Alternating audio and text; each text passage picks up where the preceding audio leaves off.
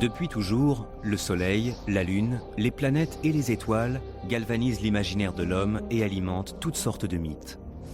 C'est pourquoi l'astronomie, l'étude des astres, est sans aucun doute la plus vieille discipline scientifique du monde. Le plus surprenant, c'est que cet intérêt pour l'astronomie a apporté bien plus à l'humanité que ce que l'on peut imaginer. L'étude des astres a permis l'émergence de nouvelles idées qui, le plus souvent, ont ensuite contribué au développement des autres sciences. Je suis professeur de physique à l'université du Surrey en Angleterre. Les idées et les théories des grands scientifiques européens tels que Galilée, Newton ou Einstein sont depuis toujours au cœur de mes travaux de recherche. Mais ce n'est pas la seule facette de mon identité. Je suis aussi irakien par mon père et je rêve d'explorer le passé dont on m'a tant parlé lorsque j'étais sur les bancs de l'école à Bagdad. Je veux repartir sur les traces de ces grands astronomes du Moyen-Âge musulman, dont les travaux ont été déterminants pour les scientifiques européens qui leur ont succédé. C'est pourquoi je me suis lancé dans un périple à travers la Syrie et l'Égypte, jusqu'aux lointaines montagnes du nord de l'Iran, pour découvrir comment et pourquoi les découvertes de ces astronomes musulmans ont pu avoir un tel impact sur le développement des connaissances scientifiques. Au cours de ce voyage, je comprendrai pourquoi ils ont été les premiers à remettre en question les postulats de la Grèce antique sur le mouvement des astres autour de la Terre. L'islam a ouvert la voie à l'un des plus profonds changements de l'histoire de la science.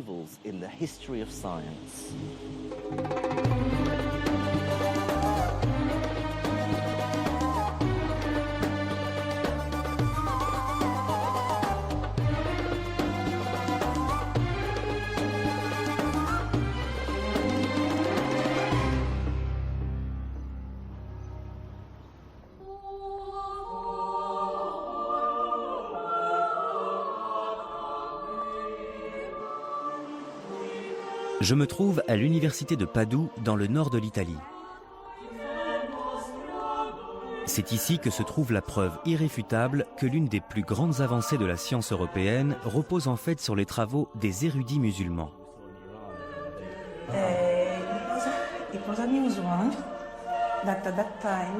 L'astronome Luisa Pigotti me conduit jusqu'au sommet de cet observatoire datant du XVIIIe siècle. En haut se trouve selon elle l'un des ouvrages les plus importants de toute l'histoire de la science. Voyons ce qu'on a ici. C'est la deuxième édition du Revolutionibus. Voici Die Revolutionibus Orbium Celestium, un ouvrage publié en 1543 de l'astronome polonais Nicolas Copernic. Ce livre est d'une importance majeure. Pour la première fois depuis l'époque de la Grèce antique, Copernic développe l'idée que toutes les planètes, y compris la Terre, tournent autour du Soleil. Pourtant, tout le monde avait une vision bien différente des choses depuis des milliers d'années. À l'époque, on pensait que la Terre était immobile et que les étoiles, le Soleil et les autres planètes tournaient autour d'elle. Et là, on voit tout son système solaire. Ah, et voilà, Sol, le Soleil. Ce dessin est très célèbre. Là, on voit la Terre, Terra, Avec la Lune. avec la Lune qui tourne autour. Ce livre est une œuvre majeure. Pour bon nombre d'historiens, il a marqué le début d'une véritable révolution scientifique en Europe. Il représente une première étape cruciale dans l'évolution qui a mené à la physique moderne. Je suis tout à fait d'accord. Toutefois, je trouve un peu étrange qu'aujourd'hui, personne ne parle des travaux dont Copernic s'est inspiré pour écrire cet ouvrage. Comme si toutes ces idées sortaient de nulle part.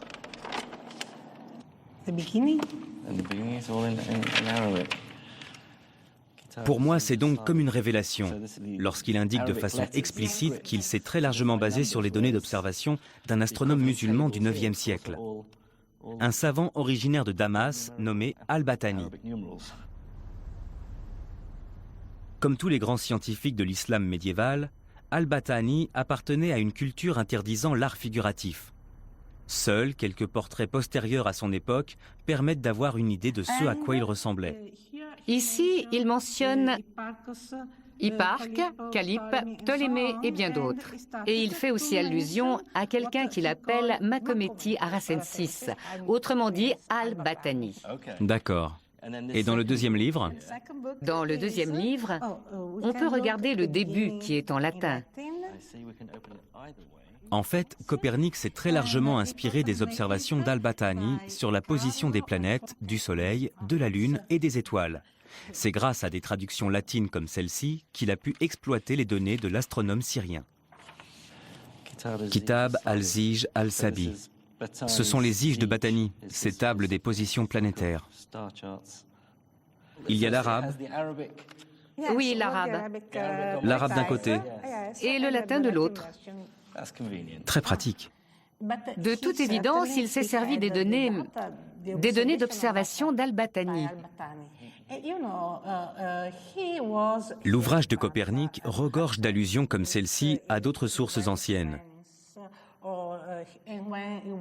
Bien qu'Al-Batani soit le seul astronome musulman nommément cité par Copernic, de récentes recherches ont prouvé qu'il s'était également largement inspiré des travaux d'autres érudits de l'empire arabo-musulman.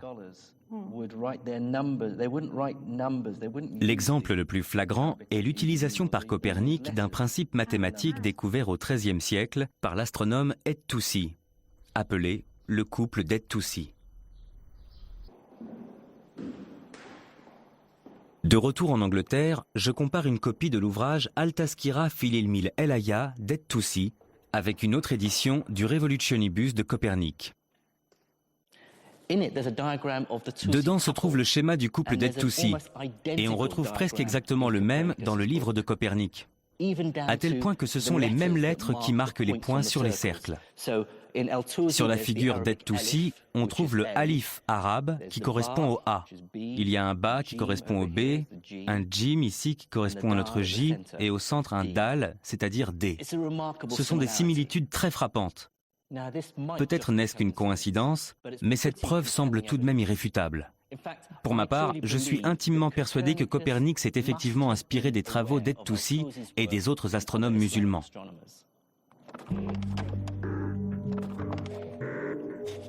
D'autres recherches ont également montré que les éléments mathématiques utilisés par Copernic pour calculer le mouvement des planètes étaient étrangement similaires à ceux développés par un astronome musulman du XIVe siècle, le Syrien Ibn al-Shatir.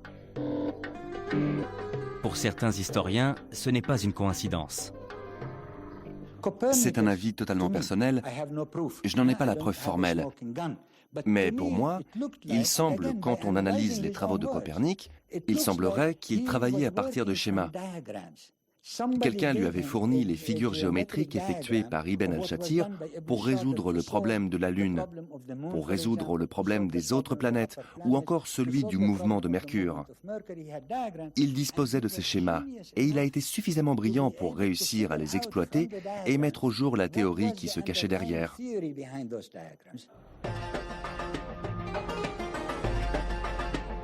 Ces idées venaient donc bien de quelque part. Il semblerait que les travaux de Copernic soient bel et bien le fruit de 500 ans de recherche menée par les astronomes musulmans. C'est pourquoi j'ai voulu exhumer ce passé pour en apprendre davantage sur ces savants et leurs théories. Mais avant de partir sur leurs traces, je dois d'abord trouver la réponse à une question fondamentale. Pourquoi ces érudits musulmans s'intéressaient tellement à l'astronomie ?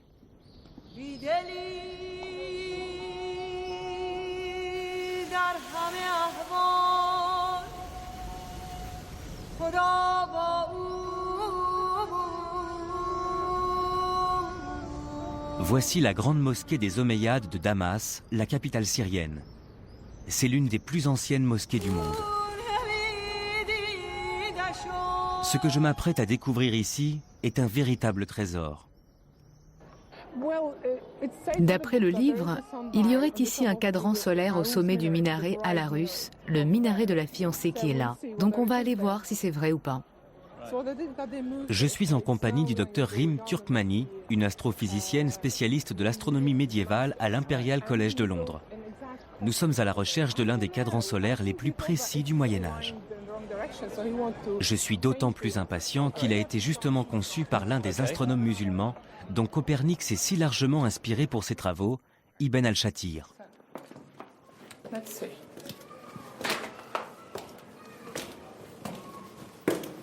D'après les autorités de la mosquée, le cadran aurait été retiré au XIXe siècle.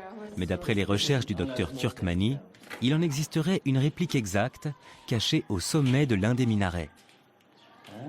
Nous ne sommes pas sur les traces de l'Arche d'Alliance. Mais l'idée de redécouvrir un objet vieux de 150 ans est tout de même assez troublante. Vous reconnaissez quelque chose? Je vais regarder là.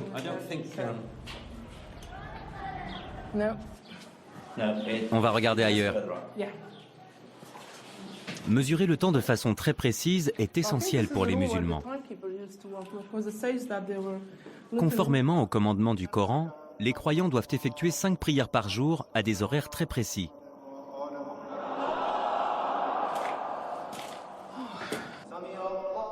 Une au lever du soleil, puis une à la mi-journée, une dans l'après-midi, une au coucher du soleil et une dernière lorsqu'il fait nuit. Depuis la naissance de l'islam, les cadrans solaires ont donc toujours été des objets indispensables dans les mosquées.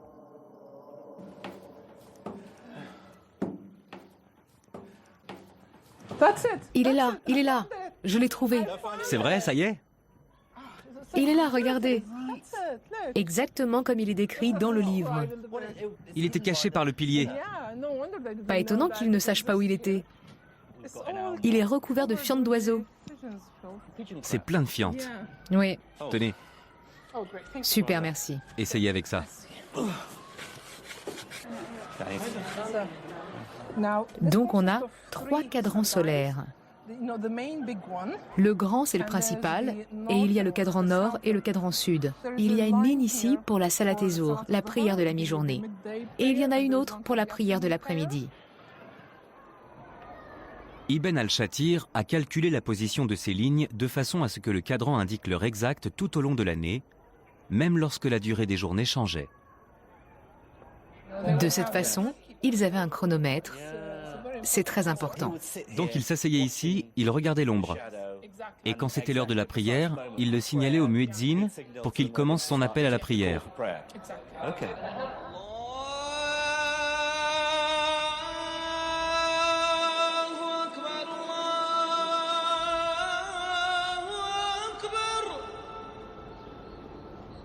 La précision à la minute près du cadran solaire d'Ibn al-Shatir prouve que dans l'Empire islamique, les savants observaient les corps célestes de façon extrêmement méticuleuse.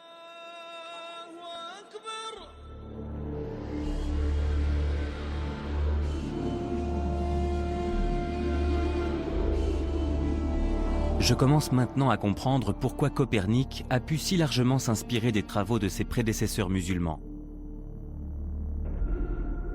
Ils sont parvenus à établir des protocoles de mesure astronomique d'une incroyable précision. Ils ont calculé la taille de la Terre avec seulement 1% de marge d'erreur et conçu des tables trigonométriques allant jusqu'à 3 décimales.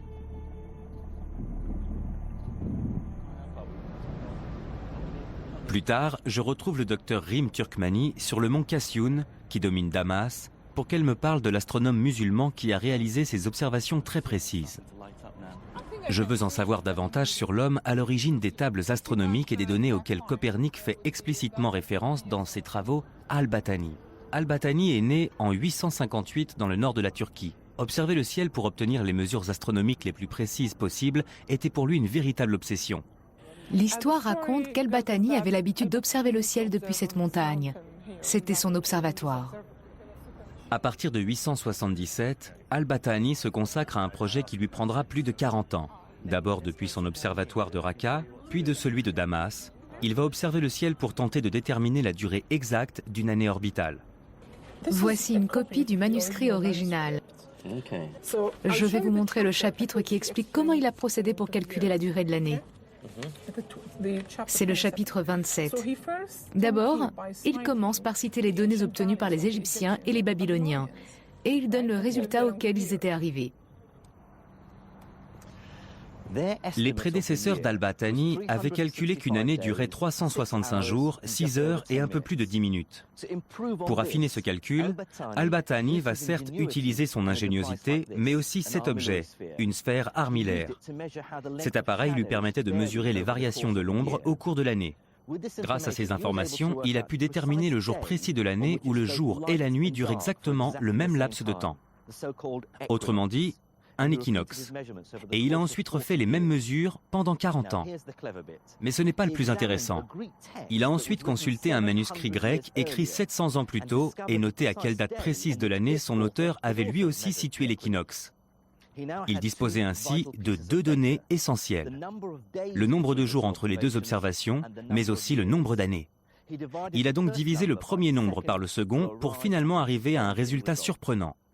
Une année dure 365 jours, 5 heures, 46 minutes et 24 secondes. Il a obtenu un nouveau résultat et il n'avait que 2 minutes d'écart avec les observations modernes. 2 minutes, la durée de l'année à 2 minutes près. Tout à fait.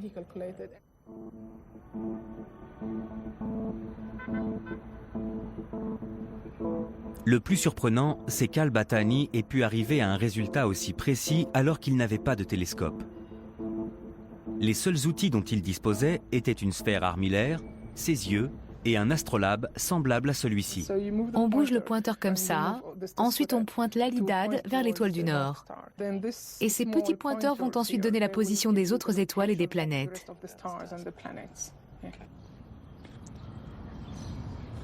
Malgré des outils rudimentaires, on trouve dans les travaux d'Al-Battani un schéma extrêmement précis prouvant qu'il a trouvé une obliquité de la Terre inférieure à 24 degrés, c'est-à-dire environ un demi-degré de différence avec nos données modernes. Et il ne s'est pas arrêté là.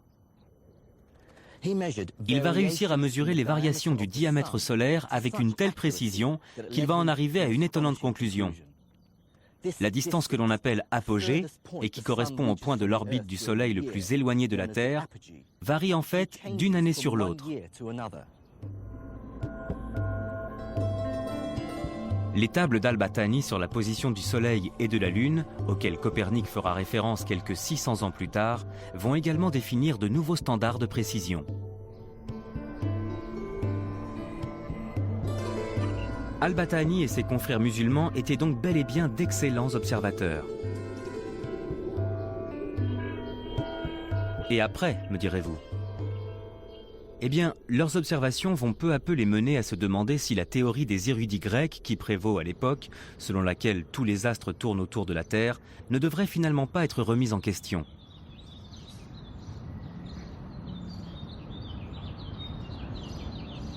Ce postulat scientifique, communément admis depuis plus de 700 ans, se base principalement sur les travaux de l'un des plus grands astronomes de la Grèce antique.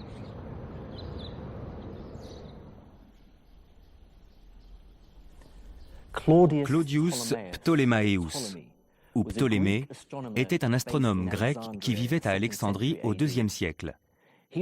Il a écrit l'un des textes les plus importants de l'astronomie, l'Almageste, un ouvrage qui reprend toutes les connaissances des savants grecs de l'époque sur le monde céleste. Ptolémée croyait que le Soleil, la Lune, les planètes et les étoiles étaient placés sur des sphères de cristal qui tournaient autour de la Terre. La Lune était sur la sphère la plus proche de la Terre, puis venait celle du Soleil et des autres planètes. Et enfin, il y avait une dernière sphère sur l'extérieur où l'on trouvait toute une série d'étoiles. Nous, les êtres humains, étions donc au centre de l'univers, et tous les astres étaient en rotation autour de la Terre. Mais Ptolémée va lui-même se rendre compte que cette vision mathématiquement idéalisée d'un univers organisé en sphères parfaitement concentriques n'est pas sans poser quelques problèmes. Notamment en ce qui concerne le mouvement circulaire des planètes. Lorsqu'elles bougent dans le ciel étoilé, leur vitesse est irrégulière. Elles apparaissent plus ou moins grosses et font même parfois un tour sur elles-mêmes.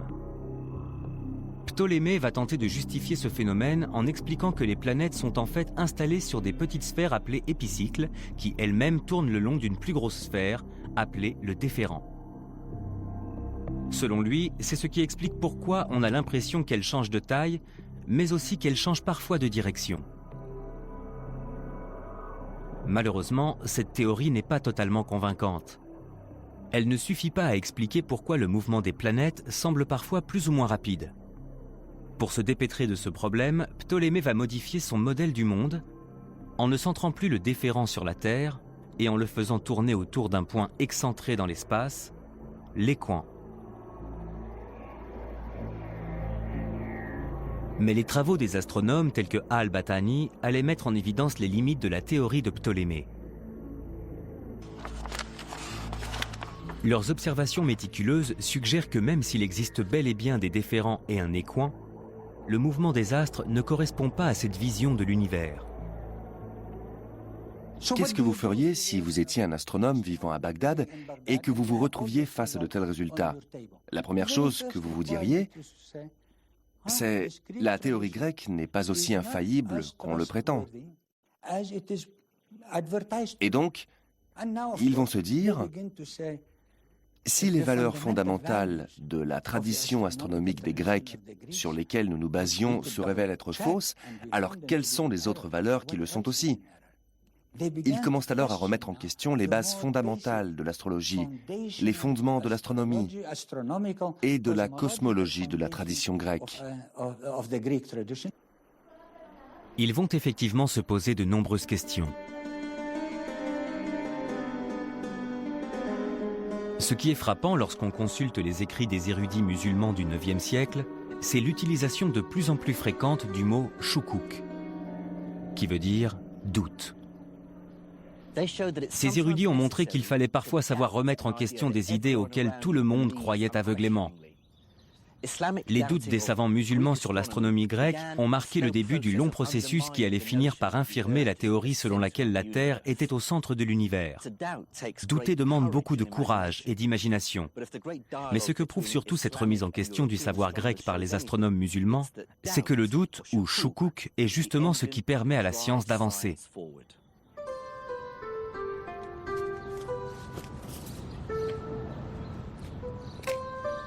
L'un des premiers grands savants de cette période de doute s'appelle Ibn al-Haytham. Né en 965 de notre ère, il est originaire de Basra, en Irak. C'est l'un des premiers à avancer que les idées scientifiques ne peuvent être considérées comme vraies que lorsqu'elles reflètent la réalité et se vérifient d'un point de vue mathématique. Et lorsqu'il essaye d'appliquer ce rigoureux principe à l'astronomie de la Grèce antique, il comprend immédiatement qu'elle repose en réalité sur une contradiction fondamentale. D'un côté, la cosmologie grecque prétend que tous les corps célestes tournent autour du Soleil. Et de l'autre, Ptolémée prétend dans son Almageste que si l'on veut prévoir de façon mathématique les mouvements du Soleil et des étoiles, il faut d'abord considérer qu'ils tournent autour d'un point arbitraire, le fameux équant. Ces deux affirmations se contredisent. Les astres ne peuvent pas être à la fois en rotation autour de la Terre et autour d'un point excentré. Pour Ibn al-Haytham, tout ceci n'avait strictement aucun sens. Au début du XIe siècle, il écrit un ouvrage intitulé Al-Shukuk, Al-Batlamius, doute concernant Ptolémée. Dans ce manuscrit, il dissimule difficilement sa frustration et écrit « Le système de Ptolémée ne peut pas exister ». Ibn al-Haytham se dit « Tout ça est d'une totale absurdité. On ne peut pas accepter une telle théorie. » Et il va plus loin en disant « Il ne s'agit pas d'une erreur. Ptolémée savait très bien que c'était une absurdité. » Et il souligne les points qui avaient embarrassé Ptolémée lorsqu'il a construit sa théorie. Pour lui, il y a un problème fondamental dans ce raisonnement. Les Grecs savaient, Ptolémée savait qu'il partait dans une mauvaise direction. Mais pour autant, Ibn al-Haytham n'avait rien d'autre à proposer. Et il laisse entendre par là, aux autres maintenant de proposer mieux, aux autres de résoudre ce problème. Et pour moi, c'est ce qui a orienté les recherches de tous les astronomes qui allaient lui succéder.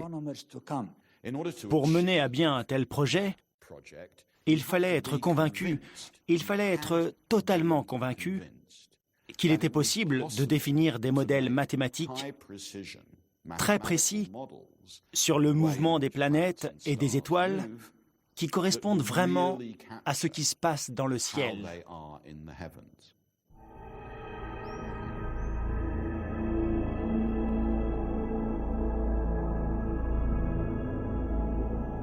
Ibn al-Haytham vient de lancer un défi aux astronomes qui vont lui succéder. Ils devront trouver une explication au mouvement des astres qui à la fois se vérifie d'un point de vue mathématique et qui correspondent à leurs observations.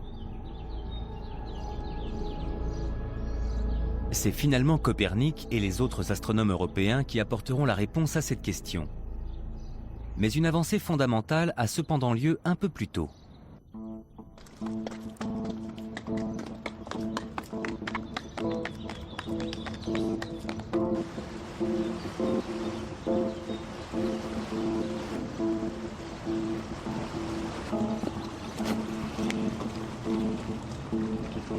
C'est au sommet de cette montagne, dans le nord de l'Iran, qu'avait élu domicile l'autre grand savant musulman qui allait influencer les travaux de Copernic, Nasir ed-Din et-Toussi. Il réussit à combler les lacunes de la théorie de Ptolémée, ce qui va totalement remettre en question la vision géocentrique de l'univers et marquer le début d'une nouvelle ère scientifique.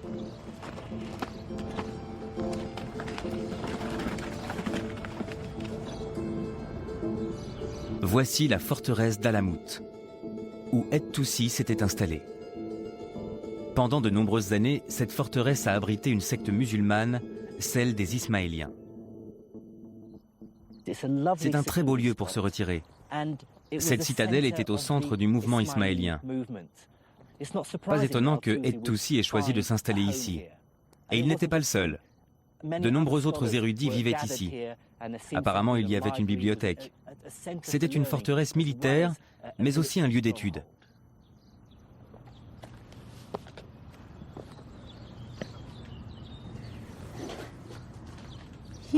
Ici, c'est la porte principale, la porte nord de la forteresse d'Hassan ibn al-Sabah.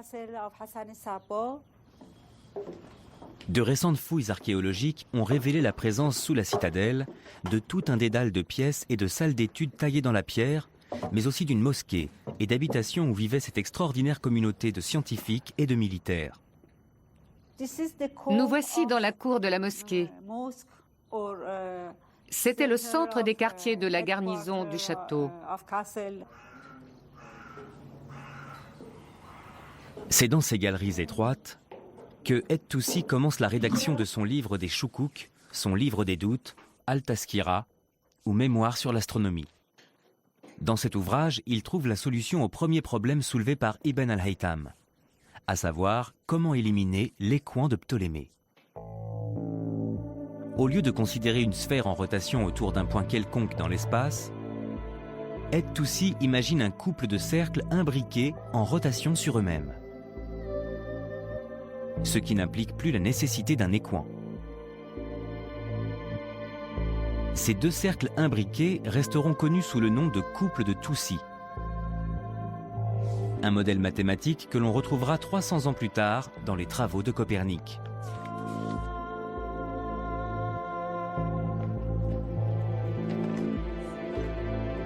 Une fois résolu le problème de l'écoin, et-Toussi va tenter d'achever ce que son prédécesseur, Al-Haytham, a commencé 200 ans plus tôt.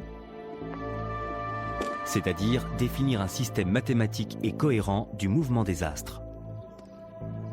Mais pour y parvenir, il doit pouvoir exploiter de meilleures données d'observation, ce qui nécessite un équipement plus important et plus performant que celui dont il dispose à Alamout. Survient alors un événement qui va bouleverser la vie d'et-Toussi. L'invasion mongole.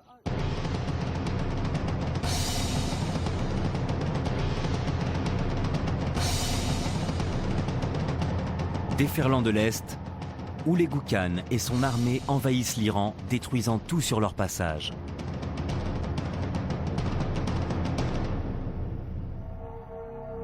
En 1225, les Mongols atteignent la forteresse d'Alamout et tentent de s'en emparer. Et-Toussi va alors déployer des trésors de diplomatie qui vont lui permettre d'échapper au massacre, mais aussi de satisfaire ses ambitions scientifiques.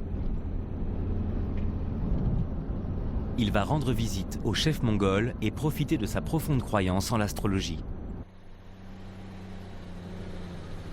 En prétendant qu'il serait capable de lui prédire l'avenir à condition de disposer d'un nouvel équipement, et-Toussi va réussir à se faire nommer astrologue personnel du Khan et à se faire construire à quelques centaines de kilomètres de là le plus grand observatoire qu'on ait jamais vu.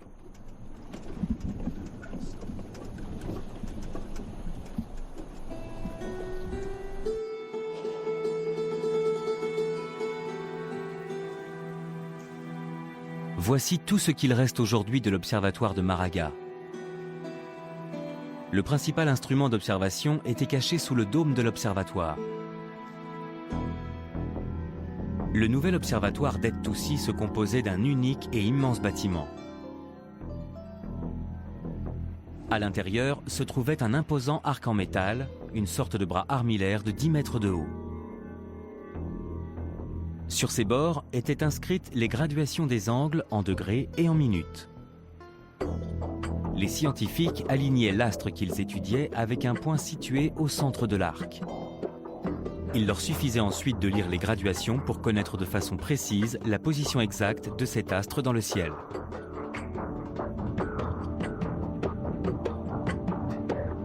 Le bâtiment principal était entouré de petits observatoires annexes, mais aussi de bibliothèques, de bureaux et d'habitations. L'observatoire disposait même de sa propre mosquée.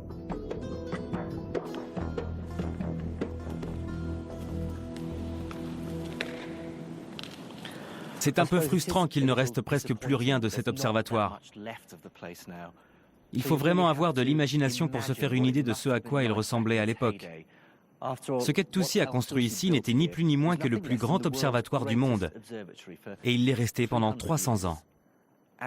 Et, tout comme n'importe quel institut moderne de recherche international, cet endroit a accueilli les plus grands astronomes du monde, des savants venus de très loin, du Maroc et même de Chine. Il devait vraiment régner ici une véritable effervescence.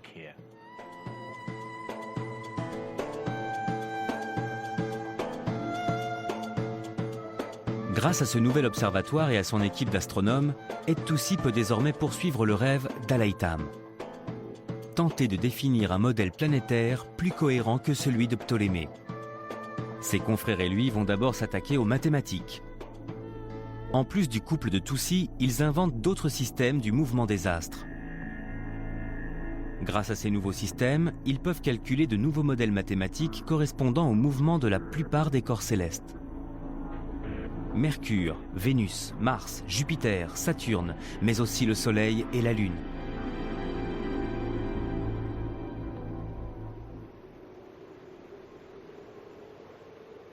Et-Toussi et l'équipe d'astronomes qu'il avait réunis autour de lui ont été à l'origine de ce que l'on appelle aujourd'hui la révolution de Maraga.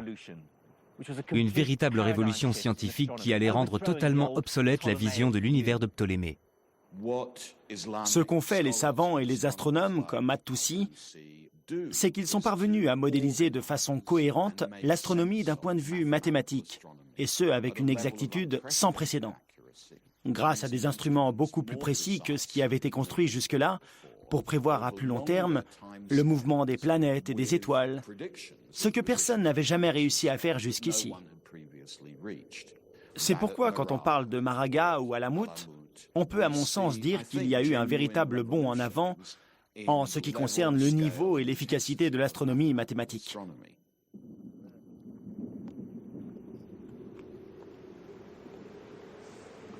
Mais il reste un problème à résoudre. Les nouveaux modèles se vérifient d'un point de vue mathématique et éliminent bel et bien la nécessité de l'écoin de Ptolémée. Mais ils continuent de placer la Terre au centre de l'univers. Ce qui complique inévitablement les descriptions du ciel données par les astronomes, puisqu'ils doivent considérer des épicycles, des déférents et des couples. Le cosmos ressemble alors à une sorte de boîte de vitesse géante.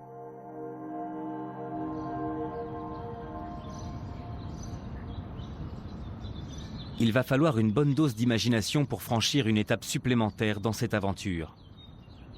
Et cette nouvelle étape va être franchie à 3200 km d'ici.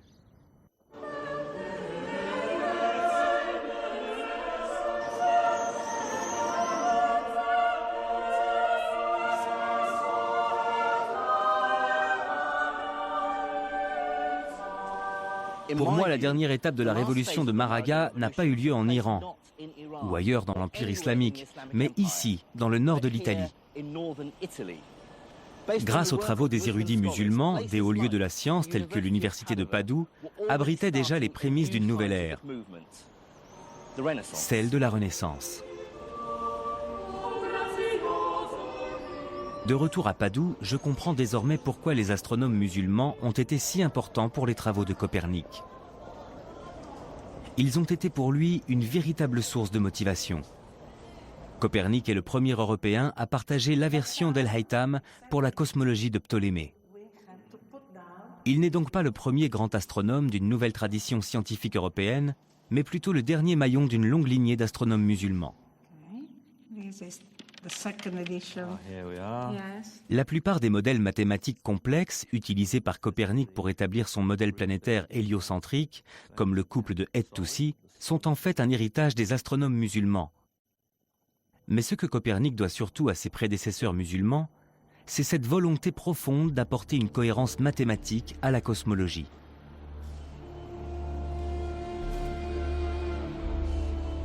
Les idées de Copernic vont marquer le début d'une ère d'avancées scientifiques qui déboucheront sur la découverte de la gravité par Sir Isaac Newton. Entre les mains de Newton, le rêve que caressait Ibn al-Haytham d'une astronomie rigoureuse et mathématique qui correspondrait aux observations expérimentales va enfin se réaliser.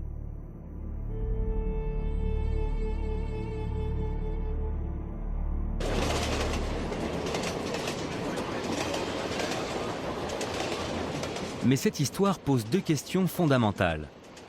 Pourquoi le grand projet scientifique entamé par les astronomes musulmans s'est-il achevé en Europe et pas au Moyen-Orient?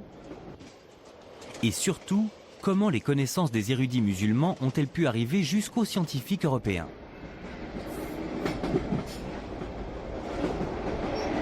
La réponse à ces questions se cache dans l'une des plus belles villes du monde. La reine de l'Adriatique, Venise.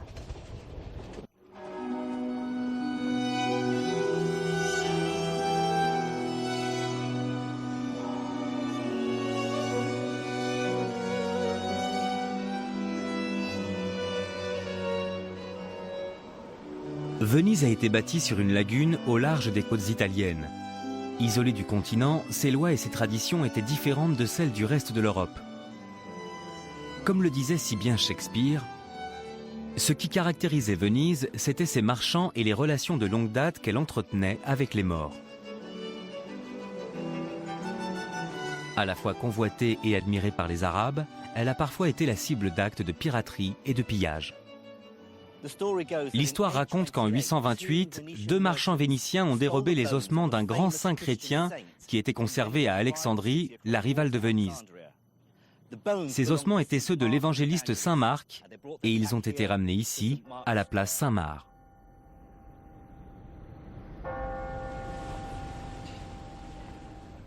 Le commerce avec les morts a apporté non seulement à Venise la prospérité, mais aussi une ouverture sur les idées et les coutumes venues d'Orient, comme me l'a montré le docteur Vera Constantini. On appelle cet endroit le Campo dei Mori parce que, comme vous pouvez le voir, aux quatre coins, on a des statues de ce qu'on appelait à l'époque les morts. Il y en a un autre là. Oui, il y en a un autre avec un turban. Le port de la barbe était recommandé aux marchands vénitiens, surtout quand ils devaient se rendre en Orient. Il y avait des manuels qui recommandaient aux marchands ce qu'ils devaient faire. Pour se fondre dans la masse. Exactement, pour leur apprendre comment se faire respecter en Orient. Avec l'intensification du commerce entre les Vénitiens et leurs voisins musulmans, l'influence de l'islam se fait de plus en plus forte. La tradition arabe du café devient par exemple extrêmement populaire. Tout comme les arcs et les ornementations caractéristiques de l'art architectural islamique. Je voulais aussi vous montrer le palais Mastelli, le palais du chameau. À l'époque où les Vénitiens commerçaient avec l'Orient, l'unité de mesure, le poids des marchandises que l'on pouvait charger sur un dromadaire était le carico. On utilisait exactement la même unité de mesure qu'en Orient, sauf que là-bas, on appelait ça le youk. Ce n'est pas une coïncidence Non, pas du tout. qu'ils aient importé cette unité. De mesure, tout à fait. Ces liens commerciaux avec l'Orient allaient favoriser l'arrivée des livres arabes. Le célèbre ouvrage sur l'algèbre datant du IXe siècle d'Al-Khwarizmi sera traduit en latin au XIIe siècle. C'est également au cours de ce même siècle que les tables astronomiques font leur apparition. Le célèbre canon de la médecine d'Avicenne sera pour la première fois publié en Occident au XVe siècle.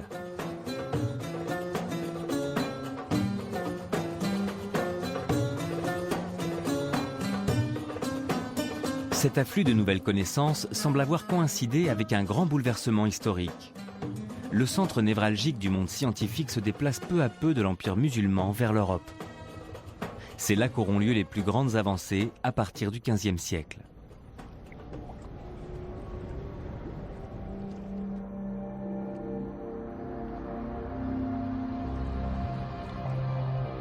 Le professeur Angela Nuovo de l'université d'Udine m'a fait découvrir un objet symbolisant parfaitement ce bouleversement.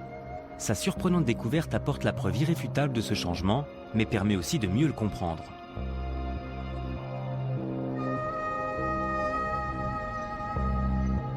Il y a 20 ans, dans cette bibliothèque située sur l'une des îles de Venise, Angela a découvert le dernier exemplaire d'un livre vieux de 500 ans.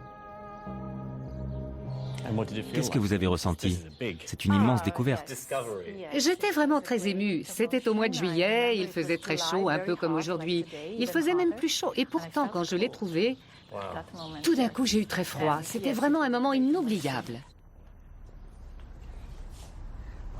Cet été-là, Angela a découvert la première impression du livre saint des musulmans, le Coran.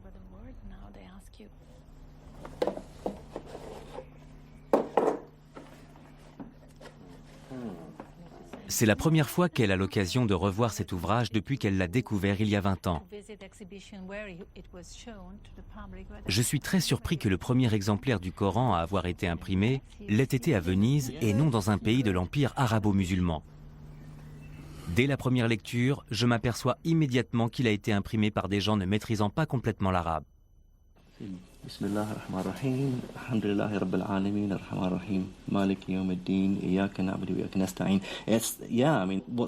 qui me frappe, c'est que c'est écrit d'une façon... Je trouve que ça ressemble presque à une écriture d'enfant. Une écriture maladroite. Oui, c'est vrai. C'était la première fois qu'on essayait de reproduire l'écriture manuscrite avec des caractères mobiles. Et comme vous le savez, la langue arabe comporte de nombreuses formes de lettres différentes, puisque la forme de chaque lettre change en fonction de sa position dans le mot, mais aussi des autres lettres. Oui, évidemment. Par exemple, le mot zalika, qui signifie 7, eh bien là, le tiret devrait être sous le L, au lieu d'être au-dessus. Donc ils ont fait une faute. Au lieu d'écrire zalika, ils ont écrit zalaka. L'arabe n'était probablement pas la langue maternelle des gens qui l'ont imprimé. C'est sans doute pour cette raison qu'on trouve des erreurs dans le texte qui, bien sûr, sont considérées comme un péché. Évidemment, puisque pour les musulmans, le Coran est écrit dans la langue de Dieu, et donc on ne peut changer son texte. Si on le fait, c'est un péché. À votre avis, comment cela a-t-il été perçu quand cet ouvrage a été publié? On suppose, et je pense que c'est vrai, que ça a été un énorme échec du point de vue commercial. D'autant plus que les musulmans ont refusé l'imprimerie pendant des siècles. Il y a donc de fortes chances que tous les autres exemplaires de ce livre aient été détruits. C'est le seul exemplaire dont on dispose. C'est probablement le seul et l'unique exemplaire de ce Coran qu'il reste en Occident. Le fait que cette version imprimée du Coran n'ait pas réussi à séduire le monde musulman en dit long.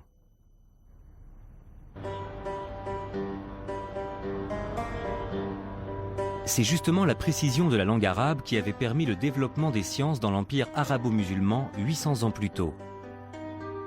Grâce à plus de 70 formes de lettres différentes et aux nombreux signes graphiques indiquant la prononciation et le sens des mots, elle avait permis à tous les érudits de communiquer à travers une seule et même langue commune.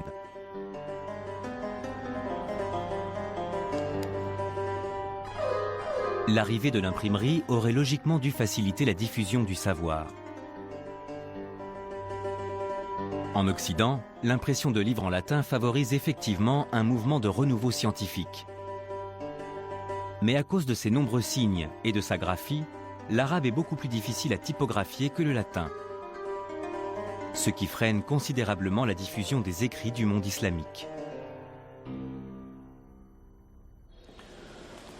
Le rejet du monde musulman pour cette nouvelle technologie, qui est l'imprimerie, marque le début d'un véritable bouleversement dans l'histoire de la science islamique. L'Europe, elle, va à la fois bénéficier des connaissances de leurs prédécesseurs, mais aussi de cette nouvelle technologie. Galilée et ses semblables se trouvent désormais à l'aube de la Renaissance. Cette étape a marqué un tournant à la fois dans l'histoire de l'imprimerie vénitienne, qui était un secteur extrêmement puissant. On peut même dire qu'il était arrivé au maximum de son expansion, mais aussi dans l'histoire des relations culturelles, des relations en général entre l'Orient et l'Occident. Accepter l'imprimerie, ça voulait aussi dire accepter l'une des premières grandes innovations technologiques. Et c'est là que l'histoire des deux mondes va commencer à se séparer.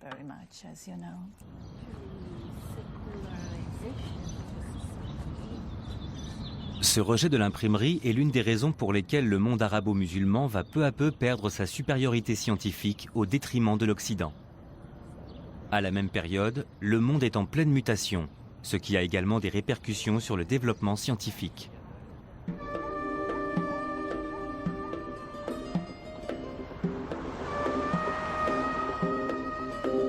La principale raison de ce recul du développement scientifique est qu'à partir de la moitié du XIIIe siècle, l'empire arabo-musulman entre dans une phase de déclin. Il est en effet menacé de toutes parts par ses ennemis. Il doit notamment résister à l'invasion mongole venue de l'Est. En 1258, les Mongols envahissent Bagdad, la capitale de l'Empire. L'histoire raconte que pendant des jours, les eaux du Tigre et de l'Euphrate étaient noires à cause de l'encre de tous les livres qu'ils ont détruits. Mais l'Empire devait aussi résister à une menace venue de l'extrême ouest.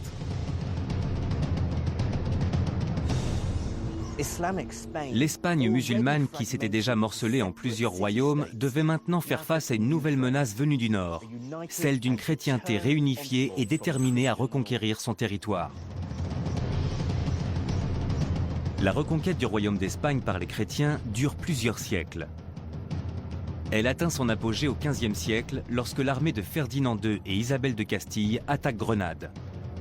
En 1492, le dernier bastion musulman tombe aux mains des rois catholiques.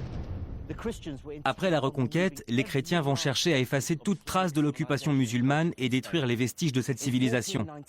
En 1499, ils feront brûler ici, sur cette place, tous les manuscrits arabes des bibliothèques de la ville de Grenade.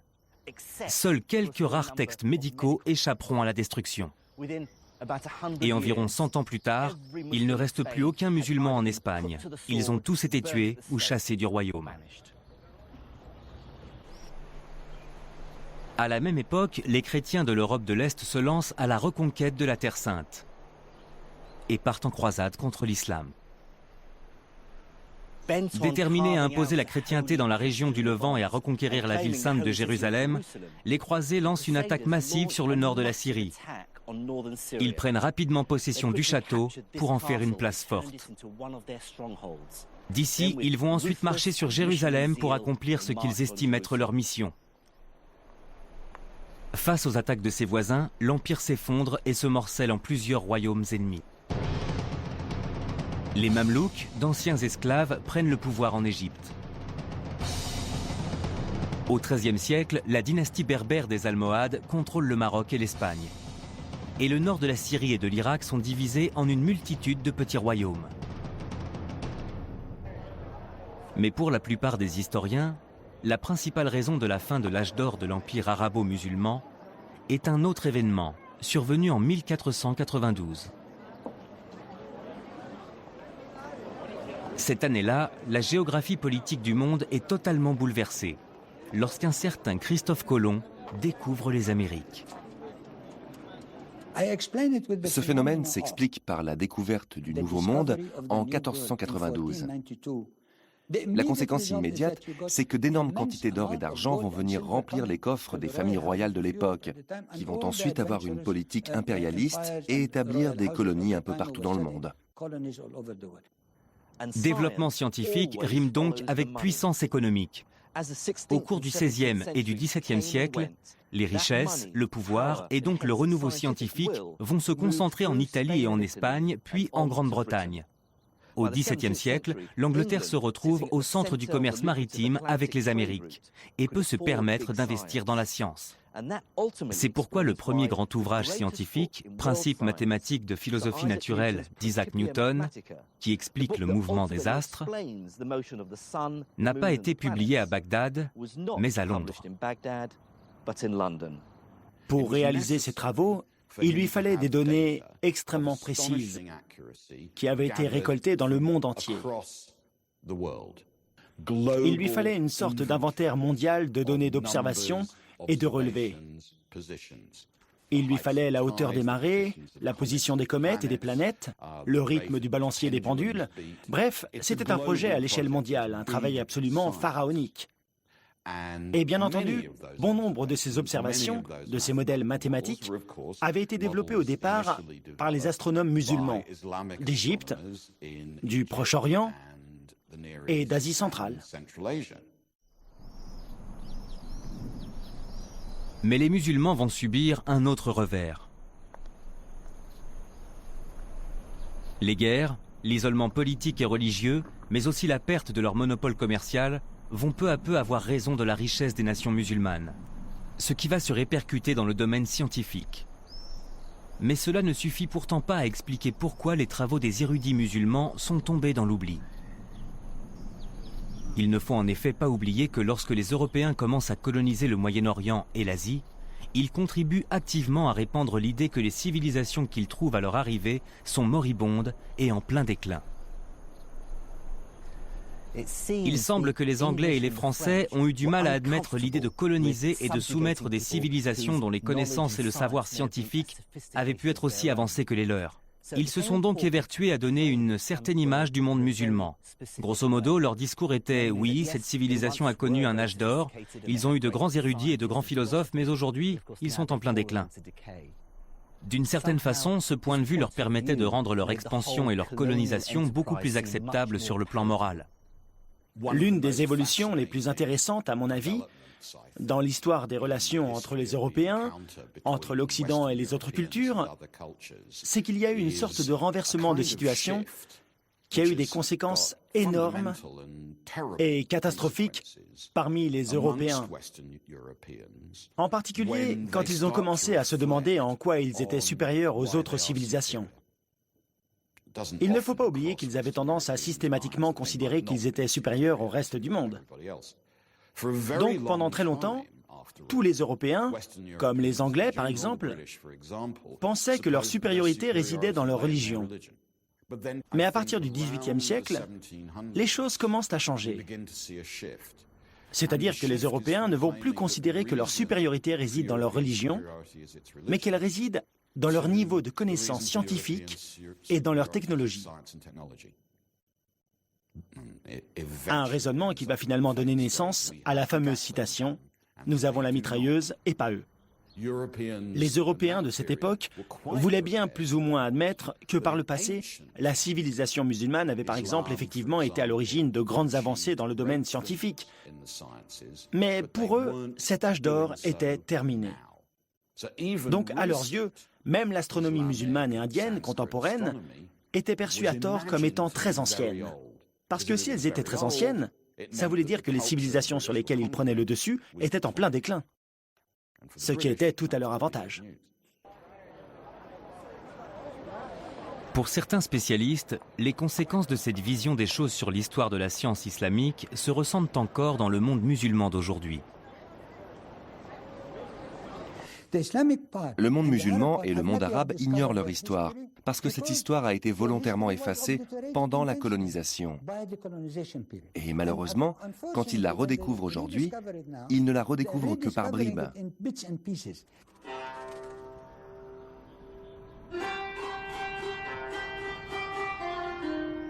Voilà pourquoi aujourd'hui les grands observatoires des astronomes musulmans ne sont plus que des ruines. Et que tout le monde s'accorde à dire que l'Occident a été à l'origine des plus grandes avancées scientifiques de ces 4 derniers siècles. Mais cela ne veut pas pourtant dire que le monde arabo-musulman n'ait plus rien à apporter à la science. Certains pays mènent aujourd'hui des recherches scientifiques très pointues. Je me trouve à l'Institut Royan de Téhéran, un institut qui mène des recherches sur les cellules souches, mais aussi sur les traitements contre l'infertilité et le clonage.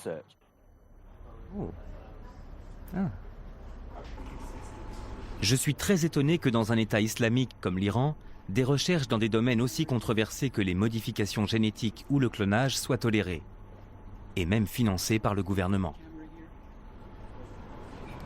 On utilise ces cellules lorsqu'une partie du cœur ne fonctionne plus, ce qui peut mener à une insuffisance cardiaque. Dans ce cas-là, on va alors remplacer les cellules de la partie déficiente du cœur par les cellules que l'on a clonées. On utilise également le clonage pour créer des animaux, dont le lait pourra par exemple avoir des vertus thérapeutiques, de façon à ce que le malade puisse se soigner en buvant le lait de cet animal. Étant donné la levée de boucliers provoquée par le génie génétique au sein de la communauté chrétienne, j'ai été très étonné de constater qu'ici, à Téhéran, l'Institut dispose d'un imam pour conseiller et guider les scientifiques dans leurs recherches. Et ici, à l'Institut Royan, nous avons un comité d'éthique médicale et chaque projet de programme de recherche est au préalable examiné par ce comité. Nous étudions les différents aspects des projets touchant au génie génétique ou à la culture de cellules souches pour pouvoir déterminer si ces recherches sont justifiées ou non et si elles sont acceptables d'un point de vue éthique. Je ne suis pas suffisamment expert en génétique pour pouvoir évaluer la qualité de ces recherches. Mais une chose est sûre, ici je me sens comme un poisson dans l'eau. Quelles que soient les divergences politiques et culturelles que l'on puisse avoir avec la République islamique d'Iran, je me suis tout de suite senti comme chez moi dans ce laboratoire au milieu de mes confrères iraniens. Les hommes n'ont aucune prise sur les lois de la nature. Les scientifiques de l'islam médiéval l'avaient bien compris et ont parfaitement su l'exprimer à travers leurs travaux. Au IXe siècle, Al-Khwarizmi a synthétisé les connaissances de la Grèce antique et de l'Inde pour donner naissance à une nouvelle forme de mathématiques, l'algèbre. Le scientifique Ibn Sina a été le premier à répertorier et à rassembler dans un seul et même ouvrage toutes les connaissances médicales de l'époque, contribuant ainsi à la naissance de la médecine en tant que discipline. Dans les montagnes reculées d'Iran, des astronomes comme Et-Toussi ont ouvert la voie aux scientifiques occidentaux qui utiliseraient leurs travaux des centaines d'années plus tard. La quête acharnée des scientifiques musulmans pour la vérité, quelle que soit son origine, est parfaitement résumée par Al-Kindi, un philosophe du IXe siècle qui a écrit « Nous ne devons pas avoir honte d'admirer la vérité et de l'accueillir d'où qu'elle vienne, car il n'y a rien de plus important pour celui qui cherche la vérité. Personne n'est avili par la vérité, au contraire, on est ennobli par elle. »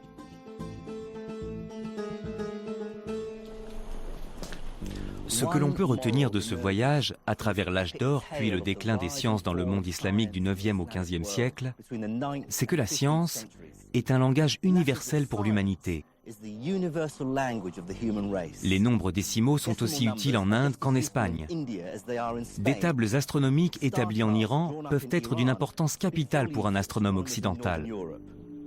Les principes mathématiques de Newton se vérifient qu'ils soient écrits en arabe, en anglais ou en latin.